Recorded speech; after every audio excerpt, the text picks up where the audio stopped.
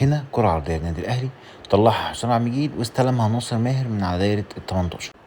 والمفروض هنا هيعمل هجمة مرتدة ومعاه بيزيرا فتح له، لكن ناصر بشكل غريب جرب العرض وبعد كده عمل الباص ده. تتعمل هجمة مرتدة للنادي الأهلي، ناصر واقف ما اتحركش، كل ده ناصر مرجعش.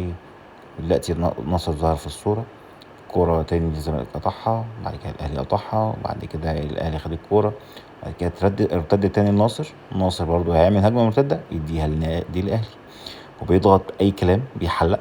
بعد كده الكورة مع لعيبة الأهلي، ناصر ماهر واقف وساب المساحة، لاعب خط الوسط غطى مكان ناصر لأن ناصر وقف، مساحة فاضية لسه فاضية. الكورة راحت هنا للاعب النادي الأهلي ينفذوا الهجمة الخطيرة على نادي الزمالك. كل ده وناصر ماهر كان بيتفرج عليهم.